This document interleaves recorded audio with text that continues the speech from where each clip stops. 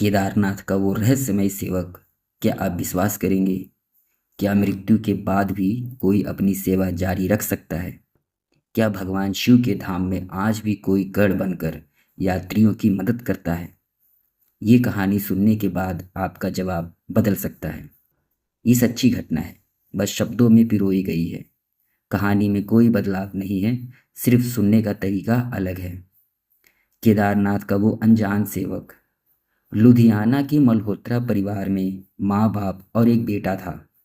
बेटा गुड़गांव में नौकरी करता था। नाम था रोहित मल्होत्रा।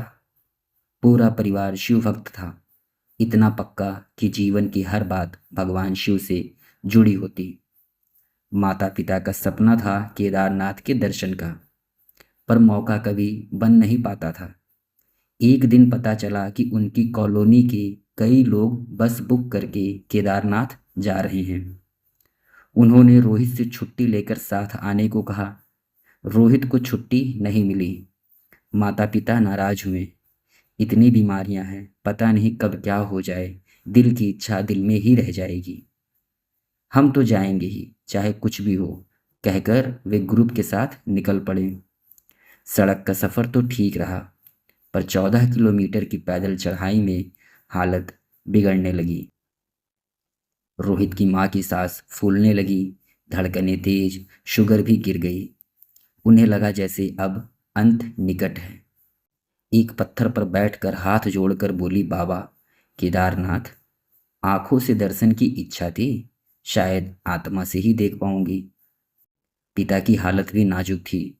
2 साल पहले बाईपास हुआ था। किडनी की तकलीफ अलग, आसपास मदद के लिए कोई नहीं था। तभी करीब 25-25 साल का एक सांवला सा युवक वहां आया। कंधे पर हाथ रखकर बोला, आंटी जी कोई परेशानी है? उसका स्पर्श जैसे राहत बनकर आया। उसने बैग से बिस्किट, पानी और जरूरी दवाइयाँ निकाली। तबीयत संभलते ही सहारा देकर दोनों को मंदिर तक पहुंचाया। स्पेशल दर्शन के कूपन जुगाड़े, पूजा करवाई और बाहर आकर खाना भी लाया। रोहित के माता पिता भावुक हो गए। पिता बोले कड़वाहट के साथ, जिसे सेवा करनी चाहिए थी वो पैसों के पीछे भाग रहा है, और ये अनजान लड़का इतना कुछ कर रहा है। आराम का इंतजाम करके वो युवक, जिसने अपना नाम विवेक बताया था, 2 घंटे विश्राम को कहकर गायब हो गया। ठीक 2 घंटे बाद लौटा और दोनों को सहारा देकर रामबाड़ा तक का पैदल रास्ता पार करवाया, जहां उनकी बस खड़ी थी। जाते जाते विवेक ने दोनों के पैर छुए और बोला, अंकल आंटी मुझे भूलिएगा मत। बेटा तुझे कैसे भूलेंगे, माता पिता ने कहा। विवेक बोला, मेरा घर मुंबई में है, अगले महीने मेरी बहन की शादी है, जरूर आइएगा। उसने नाम, पता, नंबर लिखकर दिया और बस रवाना होने तक साथ रहा। घर पहुंचकर जब रोहित को पूरी बात बताई गई, पिता ने कहा, विवेक की बहन की शादी में जरूर जाना, वरना हम खुद चले जाएंगे। रोहित ने शादी की तारीख पूछने के लिए वो नंबर मिलाया और जवाब सुनकर पैरों तले जमीन खिसक गई। फोन पर विवेक के पिता थे। उन्होंने बताया विवेक को गुजरे 6 साल हो चुके हैं। केदारनाथ जाते वक्त उनकी गाड़ी खड्ड में गिर गई थी। 6 साल से विवेक केदारनाथ के यात्रियों की सेवा कर रहा था। हर किसी को अपना पता नंबर देकर घर संदेश भिजवाता रहता। रोहित के माता पिता को यकीन ही नहीं हुआ।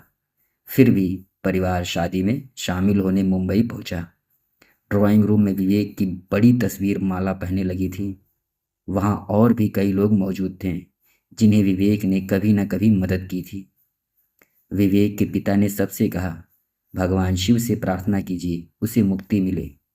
12 दिन बाद रोहित अपने माता पिता के साथ फिर केदारनाथ गया विवेक के लिए प्रार्थना करने, पर इस बार वो कहीं नहीं मिला।